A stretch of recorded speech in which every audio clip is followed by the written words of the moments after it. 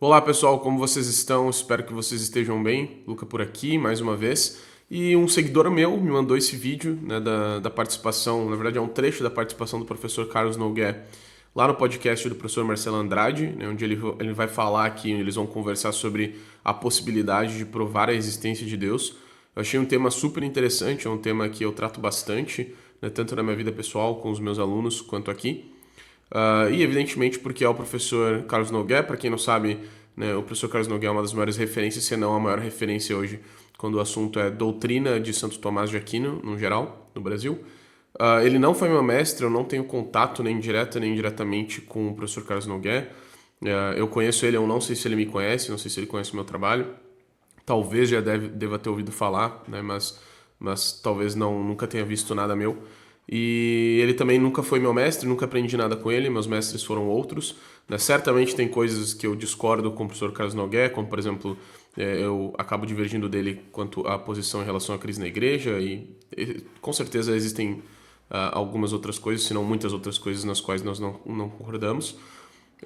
E muitas mais outras coisas que nós concordamos, né? Então, certamente vai ser bem interessante aqui de reagir e ver o que ele trouxe pra gente, né? Nessa conversa aí com o professor Marcelo Andrade sobre a possibilidade de provar a existência de Deus.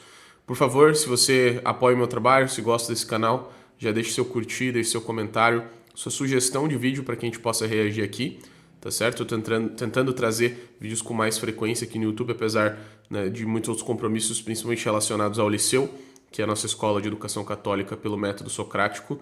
Né? Então tem algumas turmas e elas me tomam muito tempo, afinal eu mesmo traduzo material didático, eu mesmo disponibilizo. Tá? Se você tem vontade de conhecer os meus projetos relacionados à educação liberal católica pelo método discussão, é só me seguir lá no Instagram, tá? É o mesmo arroba aqui do YouTube, @luca_aqui_.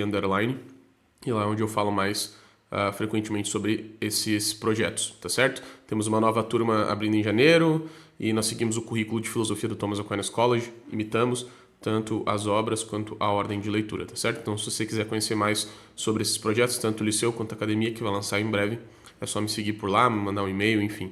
Deixa aqui nos comentários também que a gente conversa, tá certo? Bom, sem mais delongas então, vamos pro vídeo, vamos ver o que rolou aqui.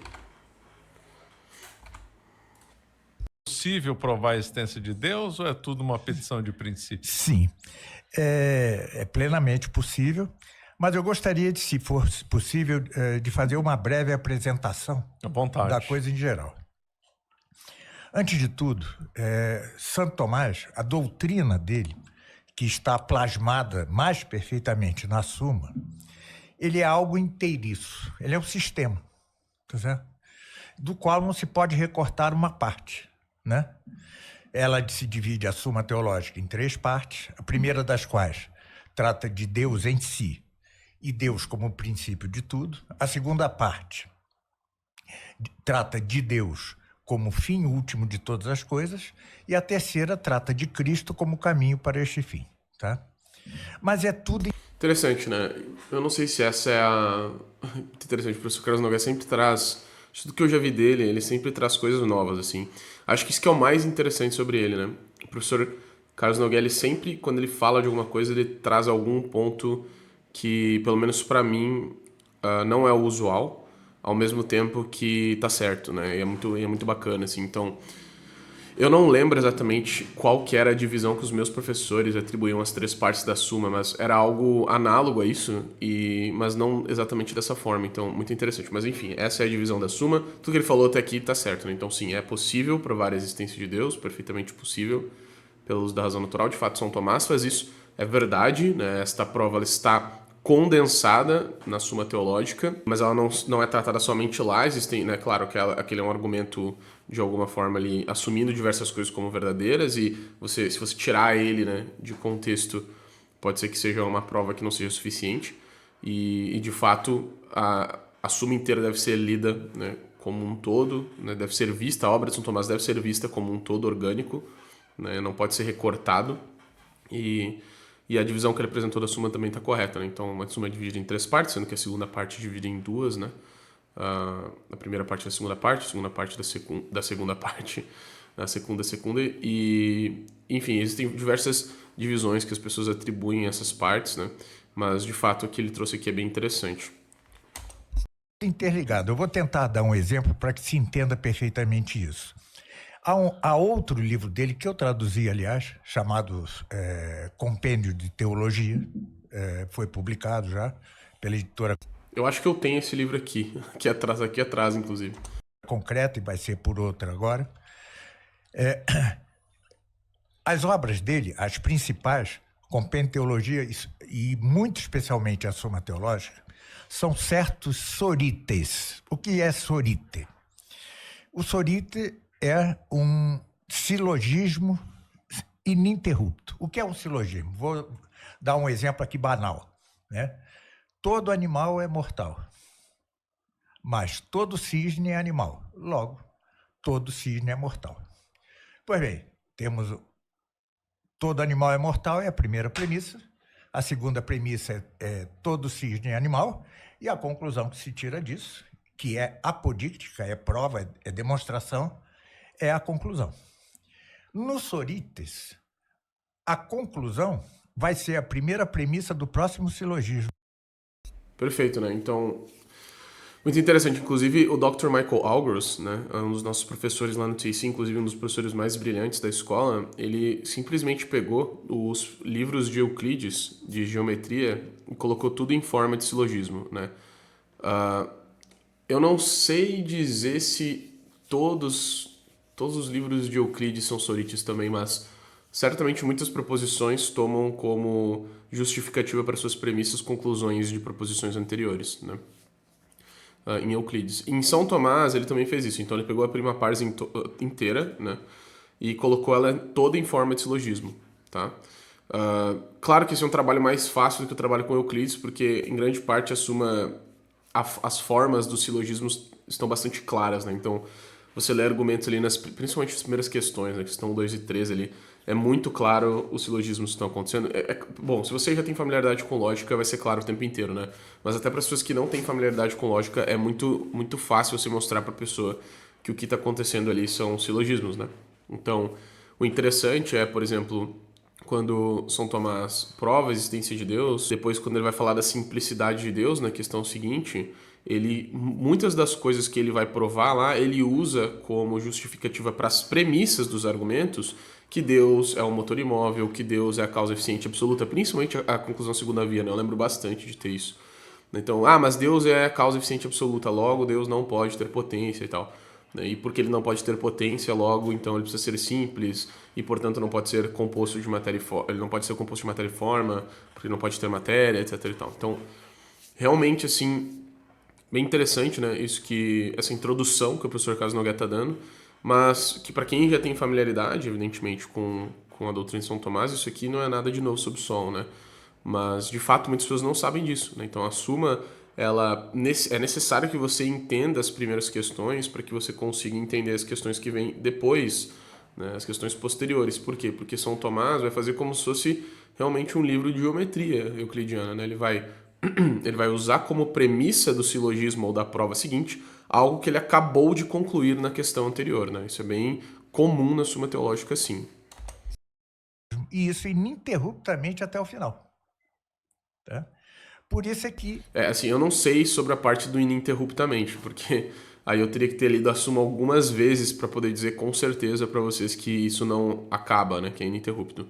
Mas certamente ao longo da obra inteira você vai ver São Tomás usando questões anteriores, né, que ele acabou de provar como justificativa para as premissas posteriores, sim.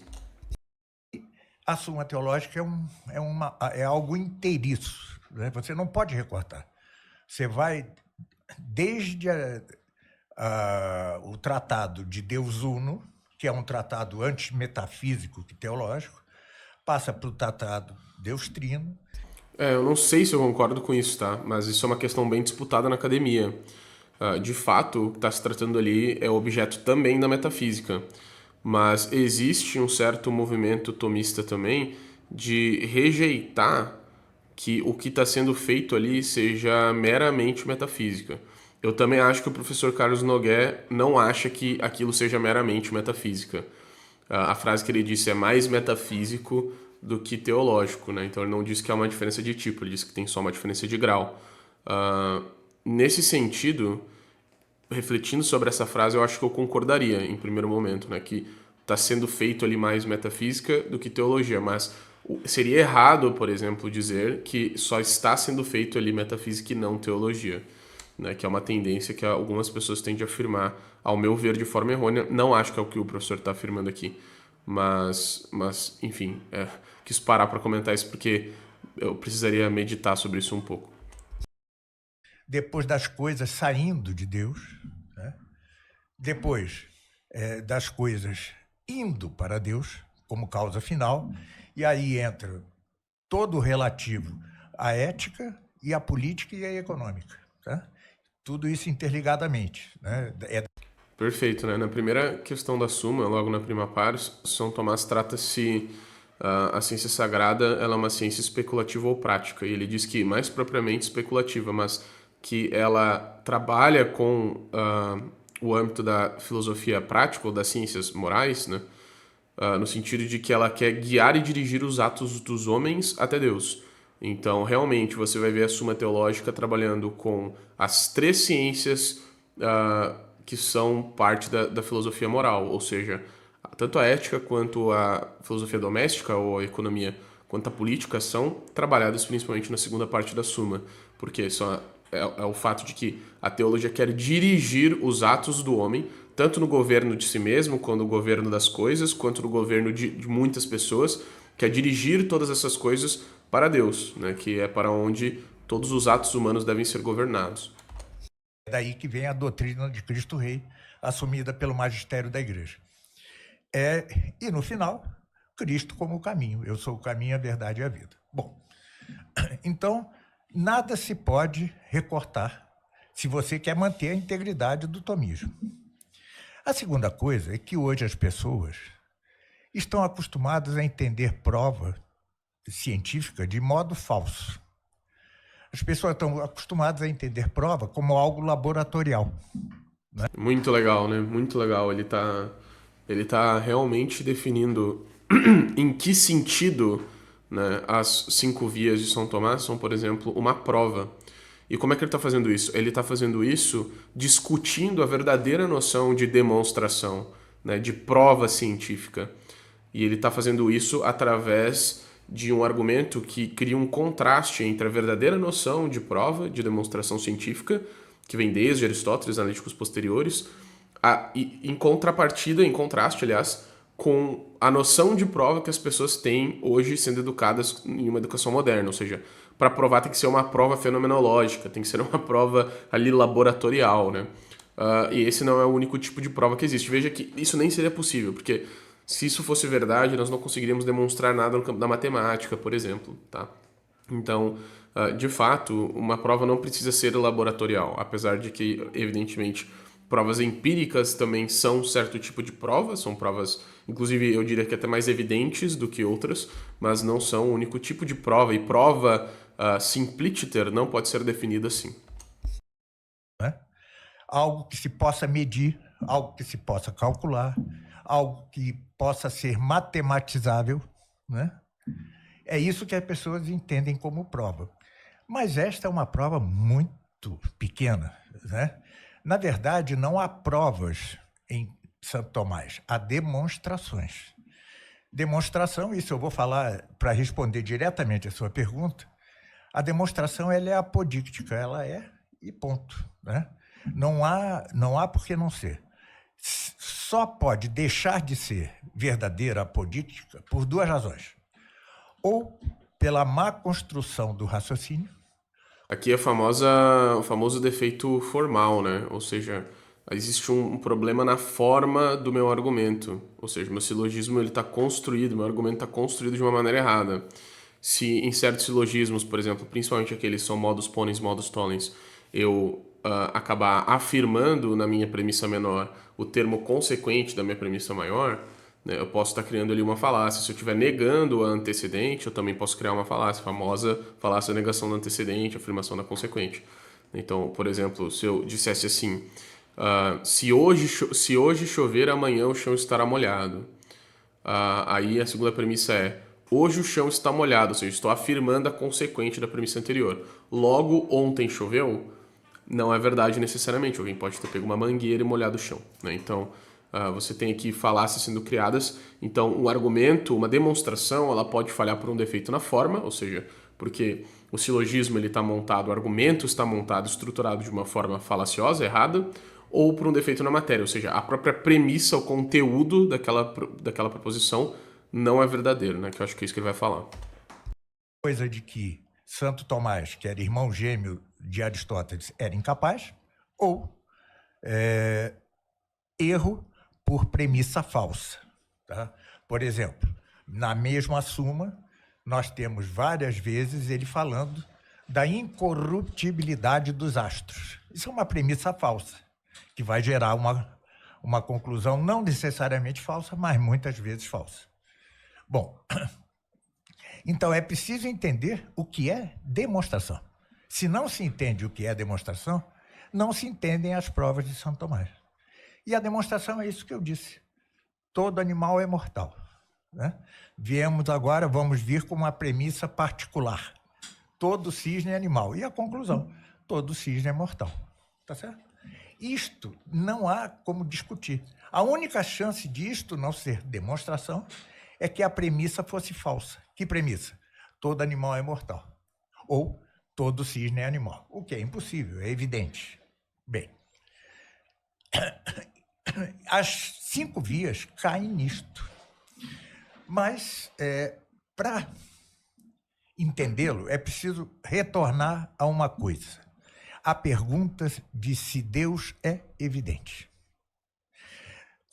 Legal, muito legal isso que ele está falando, porque, de fato, o São Tomás, ele trabalha primeiro essa questão na Suma, né? Se Deus, ele é autoevidente ou não. Por que São Tomás faz isso? Por causa, principalmente, dos famosos argumentos ontológicos, né? O Proslogium de Santo Anselmo é onde ele desenvolve esse argumento melhor. Então, antes da gente entender, né, se é possível demonstrar a Deus ou não, nós precisamos primeiro discutir, e isso é uma discussão até assim, eu vou fazer uma meia-culpa, eu sempre ignoro que existe essa discussão, né? Mas de fato é uma discussão verdadeira que existe antes disso. Então, antes da gente perguntar, né, se eu consigo ou não demonstrar a existência de Deus, eu tenho que perguntar primeiro se essa demonstração é até necessária, porque poderia ser o caso de Deus ser autoevidente, né? Ou seja, se a existência de Deus é evidente em si mesma. Porque se a existência de algo é evidente em si mesmo, eu não preciso fazer uma prova, pessoal, tá? Uma demonstração. Por quê? O que é a demonstração, né? A que pertence ali ao terceiro ato da razão. Eu saio do conhecimento das coisas simples, então aqui eu tenho o celular, né? Isto é evidentemente verdadeiro, está na minha mão. Todos nós conseguimos ter acesso a esse conhecimento imediatamente, então isto é um objeto, né?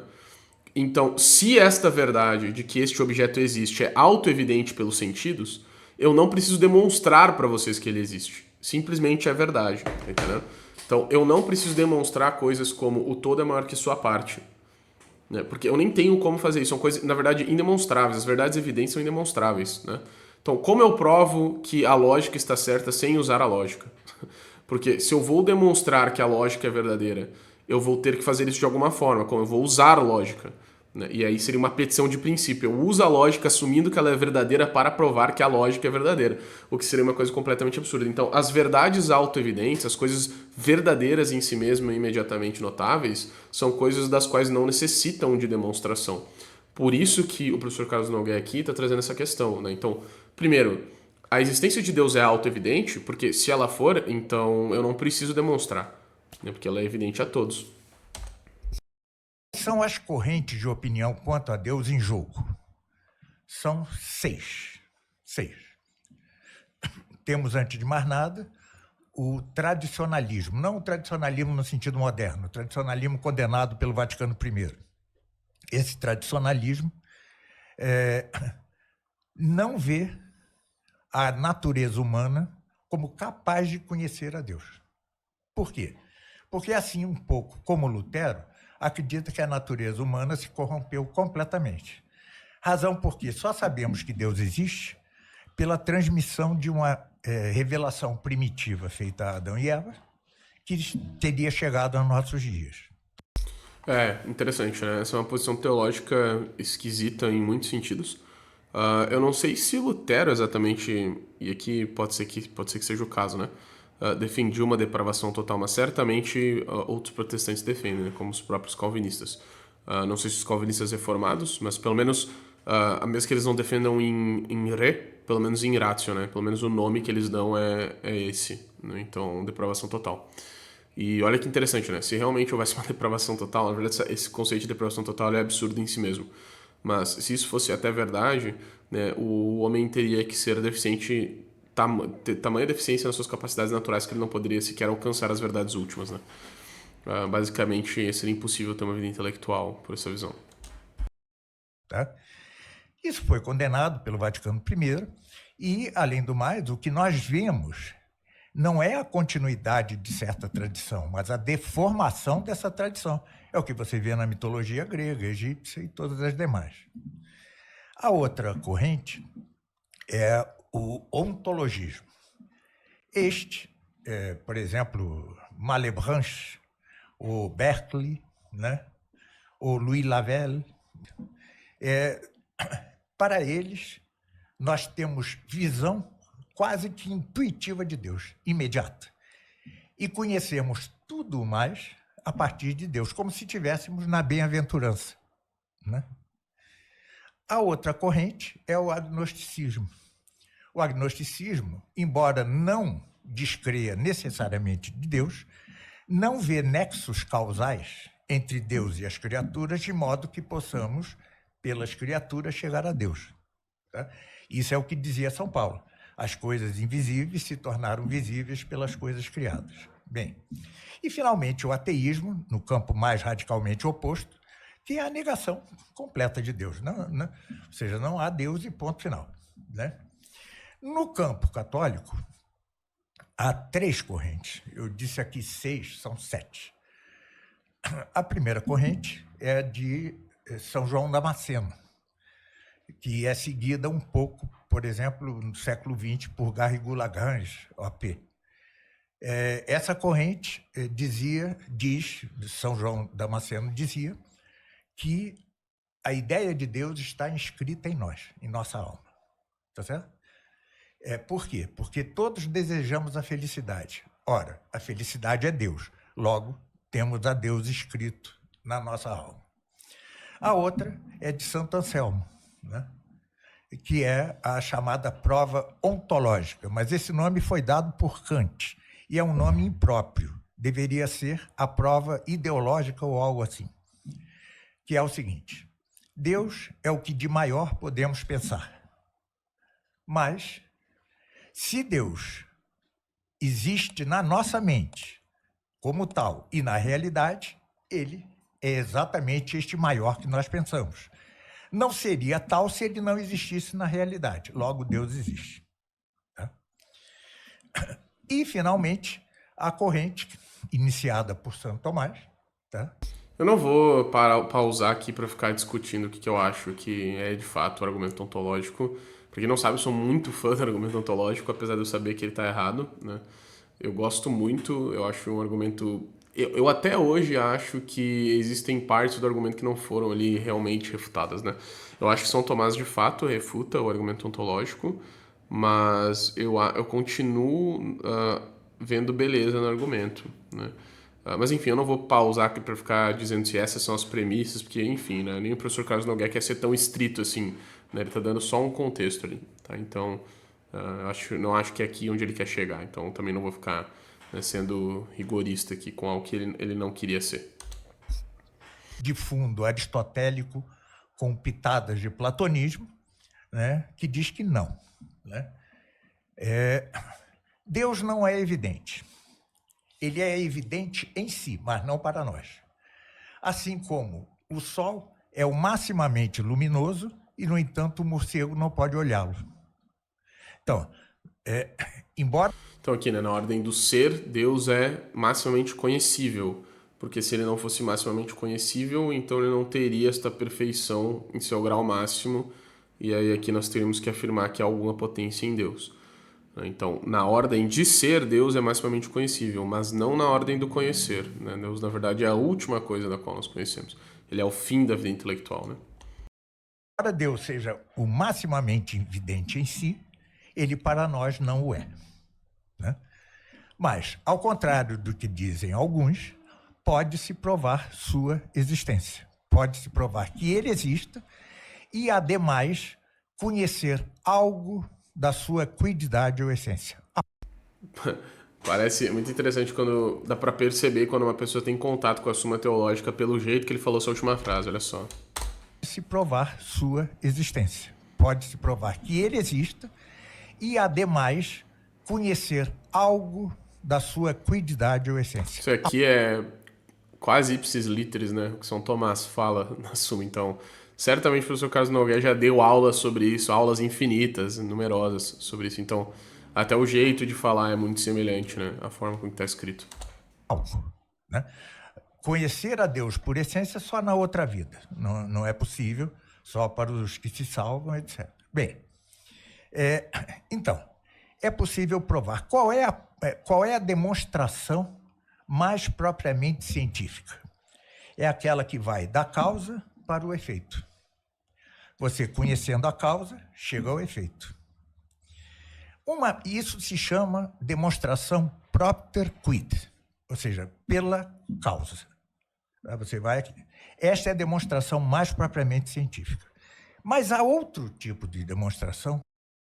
É muito impressionante, assim, realmente tudo isso, não só é verdade, tudo que ele está falando aqui, mas, se eu não me engano, São Tomás fala de todas essas coisas antes de fazer a demonstração, né? Se eu não me engano, ele fala disso, né, nos primeiros artigos ali da questão 3. Se eu me lembro bem, né? Então, de fato, né, essa aqui é aquela resposta para aquele argumento ridículo da Antônio Miranda, né, e de muitos outros ateus. São Tomás ela diz, isso é aqui que chamam, o que todos chamam de Deus, né? Logo é Deus. Então São Tomás estaria ali cometendo uma falácia, né? Ele estaria ali cometendo um salto lógico, um tipo de falácia, né? Não, por quê? Porque São Tomás explica antes que existem dois tipos de demonstração, né? Que é exatamente o que o professor Carlos Nogueira está explicando aqui.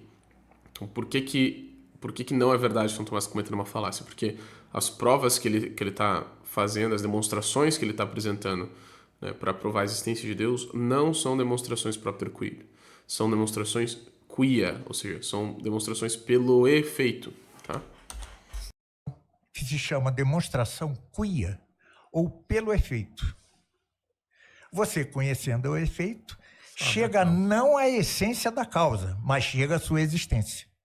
Exato. Então, uma coisa é provar que Deus existe, outra coisa é provar o que Deus é. Ou seja, uma coisa é provar que algo existe, outra é provar o que é aquele algo que existe, né? Então, a demonstração propter quid, ela é capaz de provar a segunda coisa. Não só a primeira, mas a segunda. Já a demonstração quia é capaz de, pelo menos, provar que a coisa é. Não necessariamente o que a coisa é, mas que a coisa é. Tá? Então, é possível, pelos efeitos, saber que Deus existe. Mas não é possível, pelos efeitos, saber o que é este Deus, o que é a essência deste Deus que existe. Tá? Então, são duas perguntas diferentes que normalmente as pessoas confundem. Tá? Conhecendo o efeito, você chega à sua existência. É esta maneira como se pode provar a Deus, que ele existe. Outra coisa é descobrir os chamados atributos divinos. Isso é assunto adiante. Por ora, trata-se apenas de reconhecer que ele existe. E isso se pode demonstrar pela demonstração quia ou pelos efeitos. Tá? No silogismo, que demonstra a existência de Deus, nós substituímos a causa justo pelo efeito. Tá? Desde que este efeito nos seja mais conhecido que a causa. E, de fato, o é. Tá certo? Ou seja, a criação, o universo é mais conhecido de nós que Deus. Então, podemos partir dele para alcançar que Deus existe, que, em linguagem técnica, de Deus é. Tá? Então, estas são as 5 vias, a demonstração de que Deus é. E ele parte de 5 princípios evidentes aos sentidos.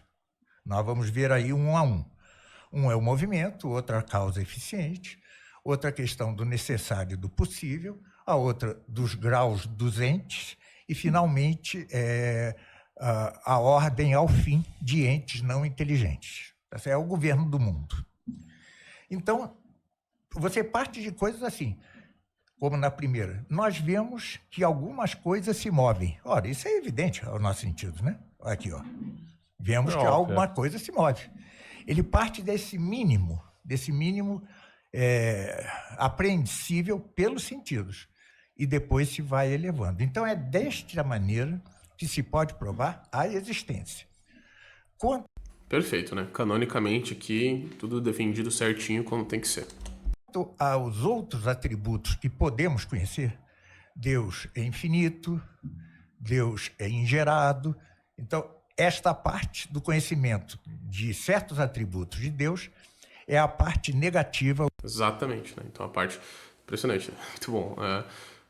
Essa parte dos atributos, né, que são as 13 primeiras questões, se eu não me engano, depois da questão 3, vem a questão dos atributos, né, simplicidade de Deus, etc e tal. Essas questões, São Tomás explica que são por via negativa. Então, não é que a gente está afirmando o que Deus é, mas nós podemos inferir aquilo que Deus é provando aquilo que Deus não é, né? Então, eu sei que Deus não pode ser composto de matéria e forma. Eu sei que Deus não pode ter potência. Disso eu entendo, então, que Deus tem que ser simples. Ou chamada apofática. Você não diz o que Deus é, diz como ele não é. Tá certo? Ele não é gerável, ele não é corruptível, ele é incorruptível, ingerável, infinito, não finito. E depois, por analogia, né, pelo que se chama analogia de atribuição intrínseca, você vai, a partir das mesmas criaturas, dos mesmos efeitos de Deus, você vai ascendendo até saber que Deus é o sumo bem, é a suma verdade, é a suma isso, é a suma aquilo, tá certo? Até ter uma, como que definição descritiva, não essencial, porque a essência é só na outra vida, como que descritiva ao dizer que Deus é o próprio ser subsistente por si mesmo. Assim como o verde que saísse de uma superfície seria o verde subsistente por si mesmo. Então, é isto. Esta é a maneira de demonstrar a existência de Deus, por demonstração quia, que não é a mais propriamente científica, sem, todavia, deixar de ser científica. Ela o é, embora com caráter diminuído com respeito à demonstração propter quid, aquela que vai da causa para o efeito. Perfeito. Então, o professor Carlos Nogueira aqui, excelente, não tem nada para acrescentar, nada do que ele falou aqui. Perfeito. Suficiente para provar, obviamente. Perfeitamente suficiente para provar. Tá? Agora, como que os gregos antigos viram essa questão? Aristóteles, Platão? Muito boa pergunta. Como diz Santo Tomás na Suma contra os Gentios, não é na Suma Teológica, ele diz que, embora a descoberta da existência de Deus e de alguns de seus atributos nos seja possível alcançar pela razão, pela própria razão. Ele vai falar que é matéria da revelação, né? Porque essas seriam conclusões, essa é a clássica afirmação de São Tomás, né? Porque essas são questões tão elevadas que poucas pessoas conseguiriam descobri-las, né? E ainda assim teria muito espaço para erro, para discordâncias, então não haveria um consenso sobre essa questão. Porque veja que na ordem do conhecer essas questões são as questões últimas, né? Então Deus incluiu-as também na revelação, mesmo essas verdades naturais. Para quê? Por quê? Porque o objetivo da revelação é salvar as almas, né? Então, se apenas algumas pessoas, né, tivessem acesso a esse conhecimento das verdades naturais, então poucas pessoas se salvariam, né? Então, como Deus quer salvar a todos, né, pelo menos na sua vontade antecedente, então Deus ele quis revelar também essas verdades naturais. Eu acredito que seja isso que o professor vai falar aqui. O fato é que, como temos as sequelas do pecado original, né? Só muito tempo depois, e ainda assim com muitos erros, é que as pessoas alcançariam a Deus. E isso é insuficiente para a sua salvação. Portanto, embora em si a questão da existência de Deus não seja uma questão de fé, é um preâmbulo da fé, um preâmbulo. Perfeito, né? Então, essas questões reveladas também, essas verdades naturais, elas não são artigos de fé, que são o objeto próprio da ciência sagrada, mas são preâmbula fide, né? Então, são os preâmbulos da fé. Um dos assuntos mais interessantes para se discutir que tem no tocante à metafísica e teologia natural em relação com a teologia sagrada, né? Então, são os preâmbulos da fé. Que Deus é, que Deus existe, né? Desculpa, que Deus é, que Deus existe, não é necessariamente um artigo de fé, mas um preâmbulo aos artigos de fé. Tá? Então, São Tomás trata dessas coisas na Suma contra os Gentios de fato, logo nos primeiros capítulos. Tá? Suma contra os Gentios é um livro sensacional. Mas justamente porque a revelação quer salvar o homem, então Deus precisou incluir, né, também, por conta do pecado original, essas verdades naturais, esses preâmbulos da fé, também na revelação universal. Metafísico, Deus, em sua bondade, faz com que as pessoas que não têm condições de alcançar demonstrativamente a Deus, acreditem em Deus por fé e com isso se possam salvar, né? É a primeira coisa do credo, né? Crer em Deus Pai e assim se salva, né? Pois bem, foi isso que houve entre os gregos. Os gregos, os pré-socráticos, os chamados físicos, né, acreditavam que Deus fosse corpo, ou água, ou fogo, ou ar, ou as quatro raízes de todas as coisas que se tornariam os quatro elementos, água, terra, fogo e ar, ou apeiron, ou indefinido. Ou seja, houve várias opiniões, todas mais ou menos tendo a Deus como corpóreo, algo corpóreo. Veja bem, só para, antes de continuar aqui, para responder mais perfeitamente a isso, voltemos àquilo de São João Damasceno. Nós temos Deus inscrito na alma? Não temos. Nós temos a felicidade inscrita. Não há homem que não queira ser feliz. Mesmo aquele que se suicida, considera que o suicídio é o caminho para a felicidade dele. É impossível que o homem, para si mesmo, deseje a infelicidade. Ora, nós sabemos que Deus e a felicidade são a mesma coisa, identificam-se. Mas isto não é conhecer a Deus. Por quê? É a mesma coisa que vir a Pedro vindo ao longe, mas você só vê que vem um homem, você não sabe que é Pedro. E assim, você sabe que quer ser feliz, só não sabe que a felicidade é Deus.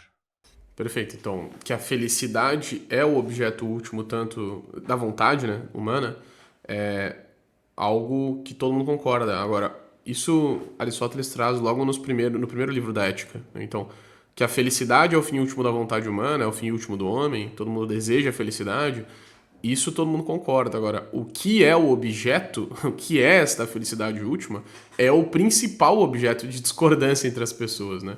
Então é isso que o professor está explicando aqui. E de fato, né, que Deus e a felicidade se identificam é verdadeiro em sentido ontológico. Agora, não é enquanto conhecido pelo homem, né? Então o homem sabe que quer ser feliz, mas não sabe, muitos não sabem que Deus é essa felicidade. Tá, isso para responder essa questão. a questão. Quanto a de Santo Anselmo, nada pode ser maior que aquilo que nós pensamos. Como disse Santo Tomás, você pode pensar em Deus como a maior coisa que possa existir e não acreditar nele. Você pode pensar em um unicórnio e o unicórnio não existe. Isso não é prova, né? Bom, então voltamos lá. Não sei se isso é um argumento, novamente, acho que não é um bom argumento para refutar o argumento ontológico, porque o fato de que a definição de Santo Anselmo é que Deus é a coisa do qual nada maior pode ser pensado faz uma diferença, porque você pode pensar no unicórnio, mas o unicórnio não existir. Por quê? Porque o unicórnio não é um ser do qual algo maior não possa ser pensado, porque você pode pensar em algo maior que o unicórnio. Agora, por que Deus tem essa definição, né, no argumento de Santo Anselmo de que aquilo cujo nada maior pode ser pensado, aqui, quando você concebe a ideia, você precisa quase que admitir por necessidade que a coisa tem que existir. Mas enfim, isso é uma discussão para outro vídeo. Exatamente o que ele diz. Veja, os primeiros filósofos julgaram que Deus fosse corpo, matéria, algo sensível. Até que veio o homem. Anaxágoras, descobriu algo fenomenal, chamado Ele vai trazer Anaxágoras primeiro, beleza. nous. Nous, em grego, quer dizer mente, intelecto, inteligência. E ele descobre que a ordem do mundo, não a criação do mundo, a ordem do mundo só pode ter sido feita por um nous. Era a primeira ideia de Deus, separada do mais brutal, do corpóreo. Tá? Ele foi mestre de Sócrates, e Sócrates deu a primeira demonstração da existência de Deus. Pouca gente sabe, Santo Tomás não a conhecia, está no livro de Xenofonte, Ditos e Feitos Memoráveis de Sócrates, quem quiser procurar lá. É muito parecida com a Quinta Via de Santo Tomás. Bem, depois vem Platão, que aí mistura um pouco, porque eles têm influência órfica, né? Órfica, pitagórica, um pouco de gnose, um pouco disso. Ele, claro, em outros Não pode ter vídeo do Nogueira sem ter essa palavra, né? Gnose e figurinha carimbada. pontos, ele é admirável, mas aqui ele como que implicou certo retrocesso com relação a Sócrates. Quem vai retomar esse fio da meada, que começa com Anaxágoras e passa por Sócrates? Eu não sei dizer quanto a Platão, né? Eu diria que teriam pessoas que discordariam dessa afirmação. Eu não tenho como discordar disso, né? Mas enfim, né? Do meu ponto de vista, não que houve um retrocesso, né? Por parte de Platão, mas não houve um avanço, pelo menos, nessa questão. Sócrates é Aristóteles, tá? Que vai, pela primeira vez, assim, claramente falar de um Deus único, tá certo? Quando ele fala de Ouviu, senhor Antônio Miranda? outros deuses, é como no Antigo Testamento, são anjos, são substâncias separadas, porque ele acreditava que o universo fosse composto de 55 esferas celestes, concêntricas, tendo a Terra no centro como imóvel. E cada uma dessas esferas celestes, compostas, por sua vez, dos corpos celestes, eram movidas por anjos. Então, esses são os outros deuses. Chamava arcontes, né? Ah, olha só, né? Que interessante. Parece que os deuses que ele cita no De Cielo na Metafísica eram só substâncias separadas, né? Que não são o primeiro motor imóvel. Pois, olha que engraçado, né? Todo mundo tem essa mesma leitura, exceto uma certa galera aí na internet. Arcontes, não era? Ou não, ele usava outro termo? Esses anjos. Não me lembro.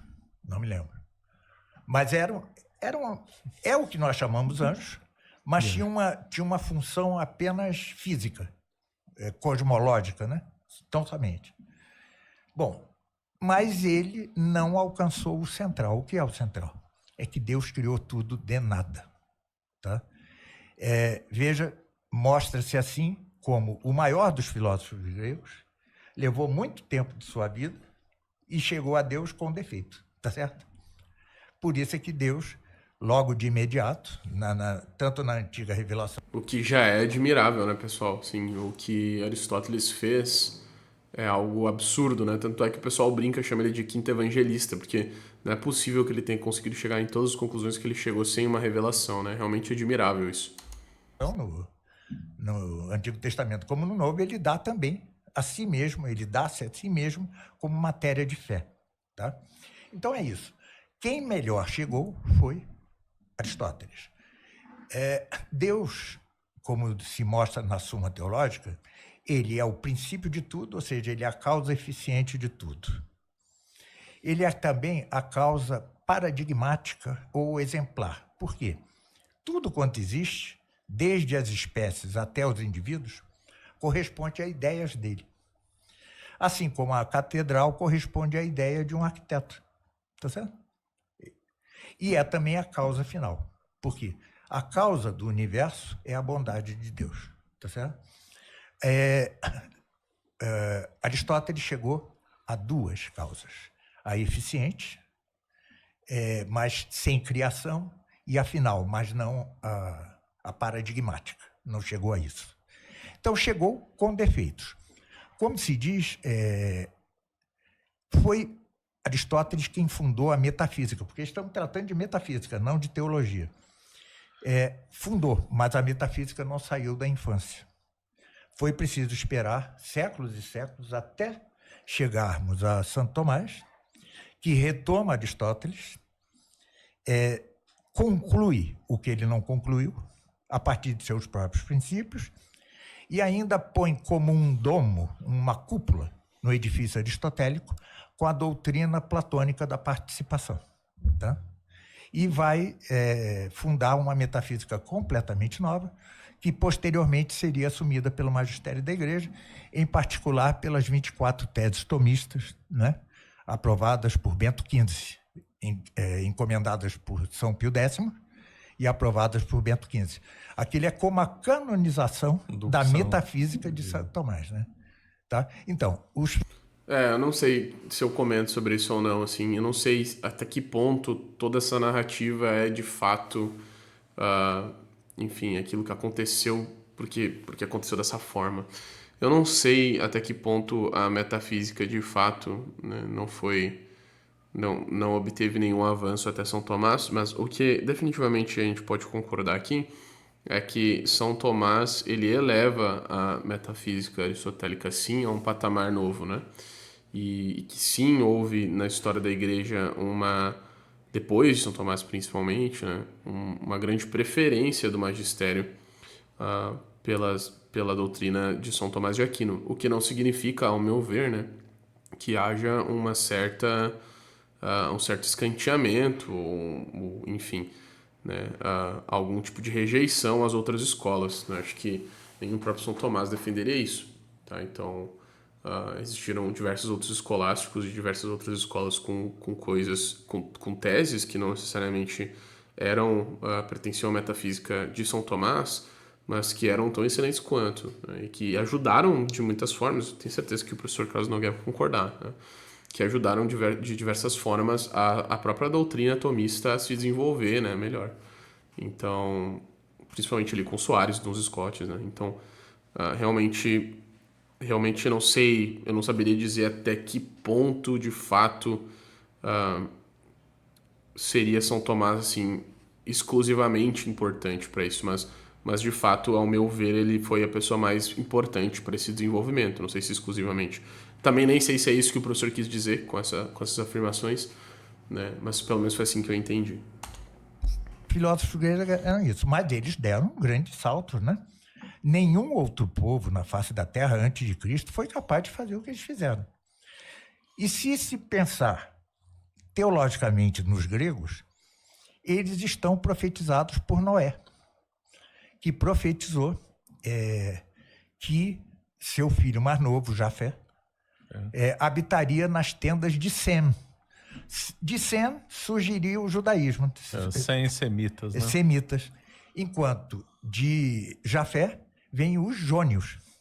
São javânios, jônios, os gregos. Tá? Então, isso... E veja a imagem. Vai habitar... Interessante isso, hein? Eu não sabia disso. Que legal. Se for verdade, isso realmente é muito fantástico. Nas tendas de Sem. Exatamente. A filosofia grega foi habitar na Igreja Católica. Na igreja, exatamente. É uma belíssima profecia, né? Muito. Então, é de supor que esses homens tenham tido graças habituais ou extraordinárias para ser o que for. Com certeza, assim, Isso é quase unânime, assim, que os gregos, eles tiveram algum tipo de auxílio divino ali, porque realmente, assim, não foi só Aristóteles, nem só Platão, né, mas até os próprios neoplatônicos, os discípulos peripatéticos, né, os discípulos de Aristóteles também, escreveram coisas magníficas. Não estou falando de se salvaram ou não se salvaram, quem sou eu para... Falando aqui dos neoplatônicos com destaque ao Plotino, né? Nenhum de nós pode saber, mas eles tiveram graças para conseguir coisas, eles reaprenderam a pensar. Enquanto os outros povos não passavam de rebentos de filosofia, né? Você vê no hinduísmo, tem certos rebentos, no Egito, certos rebentos, entre os caldeus, mas não passa de rebentos. Enquanto na Grécia floresceu mesmo, né? Houve uma floração filosófica e metafísica, que depois de Aristóteles, porém, entra em declínio. Aí você vem com uma série de escolas, os estoicos, já materialistas, né?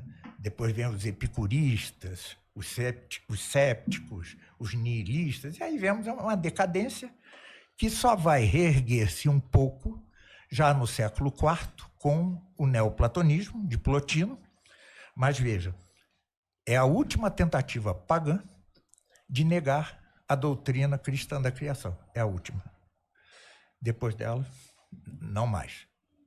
Tá. Ali em seguida já vem Santo Agostinho. Né? Respondeu, perfeito. Em seguida ele já vem Santo Agostinho e a patrística mais tardia, depois já começa a escolástica e aí deu pra bola, né? Daí dominou totalmente. E Santo Agostinho frente às provas? Ele não deu prova. Não deu prova, não fez nenhum comentário a respeito de tentar... Quando eu citei Santo Agostinho aqui foi sobre as teses da criação do mundo, tá? Não sobre a existência de Deus. Mas é isso, pessoal. Espero que vocês tenham gostado desse vídeo, né? Acho que eles vão, enfim, falar de outras questões aqui. Mas era isso. Achei muito interessante o vídeo, né? O professor Carlos Nogueira fez uma defesa aqui quase canônica, diria, né? No sentido de que bem certinha do que deve ser dito mesmo sobre a possibilidade de provar a existência de Deus, sobretudo sob a luz da doutrina do Dr. Angélico e da filosofia perene. Tá certo? Espero que vocês tenham gostado. Não se esqueçam, por favor, mais uma vez eu pedi de deixar o curtir, deixar um comentário, uma sugestão de vídeo, mandar para os amigos de vocês. E é isso. Um grande abraço a todos vocês, fiquem com Deus e até mais.